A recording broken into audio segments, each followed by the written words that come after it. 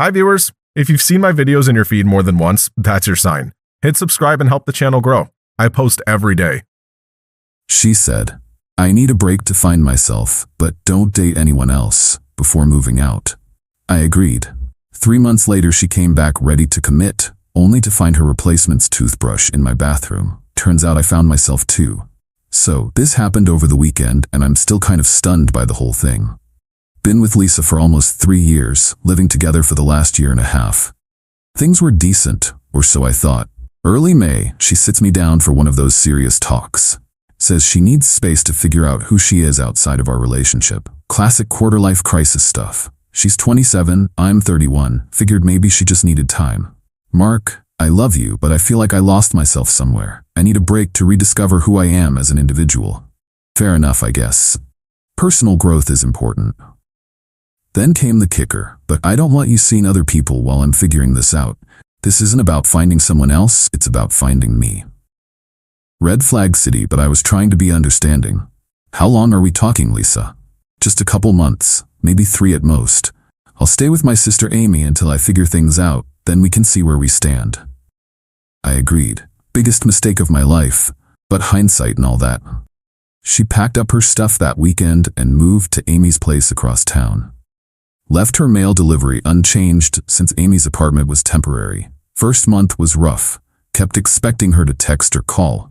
Radio silence except for one message asking if I could forward her mail since she was still getting it at my place. Month 2, I started getting restless. My buddy Dave kept saying I was an idiot for putting my life on hold while she played house with her sister. Started hitting the gym more, picked up some hobbies I'd neglected. Month 3 is where things got interesting. Met Rachel at a bookstore downtown. She was struggling with some heavy philosophy books. I offered to help. One thing led to another. We grabbed coffee, then dinner the next week. Rachel's different from Lisa. Straightforward, knows what she wants, doesn't play games. By week 3, we were spending most evenings together. By week 4, she was staying over regularly. Never officially asked her to move in, but her stuff started appearing. Toothbrush, shampoo, a few outfits. Natural progression of things. Fast forward to this past Saturday, August 10th. 3 months and 1 week since Lisa moved out. I'm making breakfast for Rachel and me when my doorbell rings. Look through the peephole and there's Lisa standing there with a suitcase and flowers. My stomach dropped. I opened the door. Kept it casual. Hey Lisa. Big smile, like nothing happened. Hey stranger, I'm ready. Ready for what? To come home. I found myself, Mark. I know who I am now and what I want. I want us. She tried to walk past me into the apartment. I didn't move. Lisa, we need to talk about this. What's to talk about? I did what I said I would. I figured myself out. Now I'm back and ready to commit fully to our relationship. That's when Rachel appeared behind me in one of my t-shirts, coffee mug in hand. Morning, babe. Breakfast is almost ready. Oh, hi there. The look on Lisa's face was priceless, pure shock mixed with rage. Who is this, Mark? This is Rachel. Rachel, this is Lisa, my ex. Rachel smiled politely. Nice to meet you, Lisa. Mark's told me about you. Lisa's voice went shrill. Ex, we're on a break, Mark. We agreed no other people. No, Lisa, you said you didn't want me seeing other people. I never agreed to that. You wanted space to find yourself. I gave it to you. This is unbelievable. You cheated on me. Rachel raised an eyebrow. Cheated? Weren't you the one who moved out to find yourself? Lisa ignored her completely. Mark, we had an understanding. You were supposed to wait for me. An understanding you created without my input. You decided you needed space. You decided the timeline. You decided the rules. I just went along with it. So you immediately started dating someone else? Lisa, you've been gone for 3 months. You haven't called, texted, or shown any interest in how I was doing. What exactly did you expect? She looked around Rachel to see into the apartment. Spotted Rachel's jacket on the couch, her laptop on the coffee table. She's living here? That's none of your business anymore. Lisa's entitlement kicked into overdrive. Mark, I need to talk to you privately. Tell her to leave. Rachel laughed. Actually laughed. Excuse me? This doesn't concern you. Mark and I need to work this out.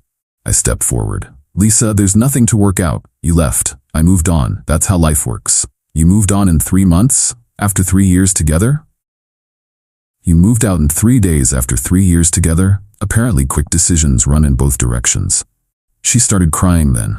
Real tears, not the manipulative kind. Mark, please, I made a mistake. I realize that now. I never should have left. Can we please just talk? There's nothing to talk about, Lisa. You found yourself. I found someone better. That hit hard. She looked at Rachel like she was seeing her for the first time. Better? You think she's better than me? Rachel put her arm around my waist. Honey, I think your breakfast is burning. Message received. We went back inside, left Lisa standing in the hallway with her suitcase and flowers. Update 1, 48 hours later. The aftermath has been exactly what you'd expect from someone who thought she could put me on layaway for 3 months. Sunday morning, Lisa started the text bombardment. 43 messages over 6 hours. Started apologetic, got angry fast. Mark, I can't believe you replaced me this quickly. We were supposed to be working on ourselves. 3 years means nothing to you, apparently. Who is this Rachel anyway? How long have you been lying to me? Then the accusations started getting creative. I bet you were cheating the whole time we were together. You probably planned this from the beginning, using my break as an excuse to upgrade. I showed Rachel the messages over Sunday dinner. She found them amusing. She's really committed to this victim narrative, isn't she? Lisa's always been good at rewriting history to make herself the wronged party. Monday morning brought a new development.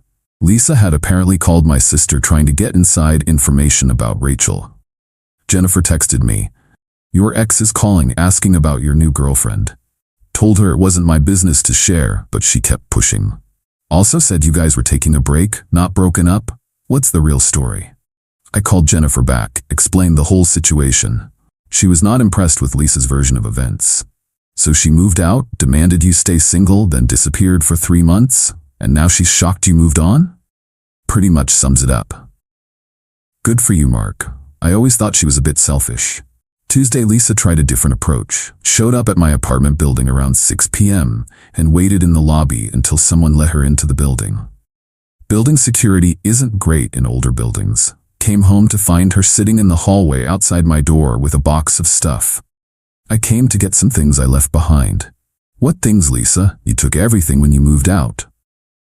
I left some books, a coffee mug, the plant I bought for your kitchen windowsill. She was right about the plant. I'd been watering it for 3 months out of habit. Fine, take the plant. But you can't just show up here whenever you want. I lived here for over a year, Mark. Some of my mail still comes here, because you never filed a change of address. That's not my problem. She took the plant, and a few small items I'd honestly forgotten about. Left quietly, but the whole thing felt like a fishing expedition. Wednesday brought a call to Rachel at work. Lisa had found Rachel's company website and called the main number asking to speak with her. Rachel told me about it over dinner. Your ex called my office today. What did she say? Claimed to be an old friend from college trying to reconnect. My assistant took a message, but something felt off about it. When I called back, the number went to a voicemail that said Lisa. She's trying to figure out where you work. Already figured that out, apparently. Good thing I don't put personal details on social media. Thursday. Lisa called me directly around lunchtime. Mark, I need to ask you something, and I want an honest answer. What, Lisa? Were you already talking to this Rachel before I moved out? No. I met her at a bookstore in July, about 2 months after you left. You expect me to believe you just accidentally met your perfect replacement? I don't expect you to believe anything, Lisa, but that's what happened. It's awfully convenient. What's convenient is you deciding you want me back the exact week your sister probably told you to find your own place. Long pause. That's not what this is about. Isn't it? 3 months of soul searching and you just happened to find yourself right when your free housing situation expired? Amy didn't kick me out, but she told you it was time to move on with your life, right? And suddenly you remember you had a boyfriend. Another pause. Mark, can we please just try again? I learned so much about myself. Good for you. I learned I'm happier without the drama. Hung up on her. Didn't block her number yet, but should have. Update 2, 1 week later. Week 2 brought some interesting revelations and Lisa's last desperate attempts. Monday, I got a call from Amy, Lisa's sister. We'd always gotten along well. Mark, I need to apologize for Lisa's behavior. I had no idea she was harassing you and your new girlfriend. It's not your fault, Amy. Actually, it kind of is. I enabled her for 3 months, let her live with me rent-free while she figured herself out. Didn't realize she was planning to come back and just pick up where you left off. What do you mean planning? She's been talking about coming home to you since June. Never once mentioned the possibility that you might move on. When I suggested she should probably reach out to see how you were doing, she said you had an agreement to wait. So Lisa had been planning her return for weeks, never considering I might not be sitting around waiting. Amy, did she actually do any soul searching, or was this just an extended vacation from adult responsibilities? Honestly, she mostly watched Netflix and complained about being single. Oh, and she was talking to some guy named Brandon she met on a dating app. There it was. Lisa had been dating while demanding I stay single. Brandon? Yeah, some guy from Denver. They talked for like 6 weeks. She was planning to visit him, but he ghosted her right before the trip. That's when she decided she was ready to come back to you. The timeline made perfect sense now. Lisa's soul-searching ended exactly when her backup plan fell through. Tuesday evening, Lisa showed up at my building again, but this time she brought reinforcement. Her mom Carol was with her. I buzzed them up because I've always respected Carol. Mark, Lisa tells me there's been some kind of misunderstanding. No misunderstanding, Carol. Lisa moved out 3 months ago to find herself. I respected that decision and moved on. She said you two agreed to work things out after some time apart. I never agreed to anything. She announced her plan and left. Lisa jumped in. Mark, you said you understood. I said I understood you needed space. I never said I'd wait around for you to finish your journey. Carol looked uncomfortable. Lisa, you told me Mark agreed to the break terms. I did agree, Mom. He said he understood. Understanding and agreeing are different things, I said. I understood she wanted to leave. I didn't agree to put my life on hold. Carol turned to Lisa. You told me you two had worked out all the details before you moved in with Amy. The lie was unraveling in real time. Lisa had been telling everyone we had some mutual agreement when really she'd just announced her decision and left. Carol, I love your daughter, but she made a unilateral decision to end our relationship. I accepted that and moved forward. Carol apologized for the confusion and left with good woman, terrible at reading her daughter's manipulations. Wednesday brought the final desperate play. Lisa called Rachel directly. Rachel told me about it that evening. She got my personal number somehow. What did she say? Wanted to meet for coffee to discuss you, said woman to woman. She thought I should know the real situation. What real situation? According to her, you two are engaged and I'm breaking up a family. Also mentioned she might be pregnant. She's not pregnant. We haven't been together since April. I figured, told her if she was really pregnant, she should probably call you instead of me. Also mentioned that engaged people usually live together. How did she respond?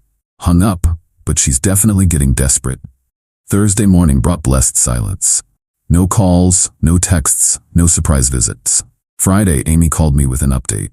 Mark, I told Lisa she has to move out by the end of the month. This whole obsession with getting you back is unhealthy. Good for you, Amy. She's been lying to everyone about what really happened. Mom thought you two had some official arrangement. I thought you were both working toward getting back together.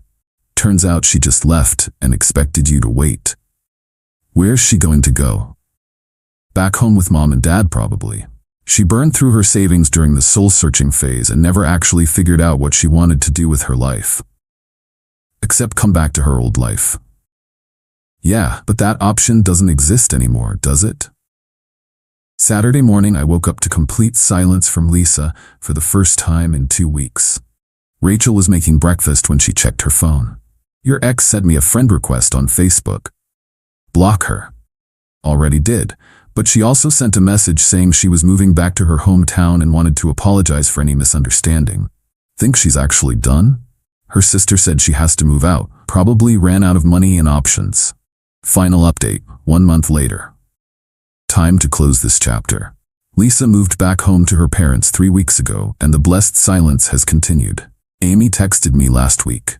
Lisa's living with Mom and Dad again, working part-time at a retail store while she figures out what she wants to do next. Still thinks you made a mistake, but at least she stopped talking about getting you back. Apparently the reality of being 27, broke, and living in her childhood bedroom was the wake-up call Lisa needed.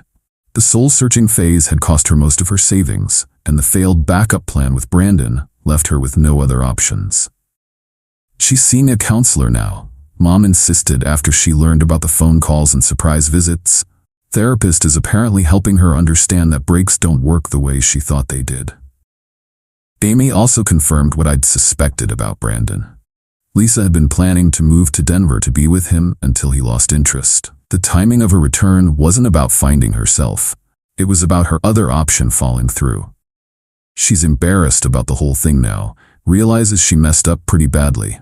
The harassment stopped completely once she moved back home. Distance helped, but I think reality finally set in that the comfortable life she'd abandoned was gone for good. Rachel and I officially moved in together last week. She gave up her lease since she was spending every night here anyway. Her toothbrush now has company from all her other belongings. Think you'll hear from her again? Rachel asked while organizing our shared bookshelf. Doubt it. Lisa doesn't handle embarrassment well. Plus, she's 4 hours away now and barely has enough money for gas. Good. I was getting tired of being the other woman in a relationship that ended 3 months ago. The best part about all this is how it clarified what I actually want in a relationship. Lisa's drama showed me the difference between someone who runs away when things get complicated versus someone who stays and works things out. Rachel's straightforward approach to everything, including dealing with crazy ex situations, is exactly what I needed. She didn't get jealous or insecure about Lisa's attempts to reclaim territory, just practical about protecting our relationship. You know what's funny? Rachel said yesterday. She probably did you a favor moving out to find herself. How so? If she hadn't left, you never would have realized you could do better. Sometimes people need to remove themselves from your life for you to see how much better life can be without them. Lisa wanted space to find herself and demanded I wait around for her to return. Instead, she gave me space to find someone who actually wants to be with me. Her loss became my gain in the most literal way possible. The girl who needed 3 months to figure out what she wanted ended up showing me exactly what I didn't want. Someone who treats relationships like a subscription service. You can pause and resume at will. Rachel never needed to find herself because she already knew who she was. Turns out that's way more attractive than someone who needs to abandon you to figure out basic life questions. Lisa got her space to grow and learn. I got the space to upgrade. Everyone wins, though probably not the way Lisa planned. Sometimes the best revenge is just living better without someone than you ever did with them. Lisa can keep her self-discovery journey at her parents' house. I found everything I was looking for right here.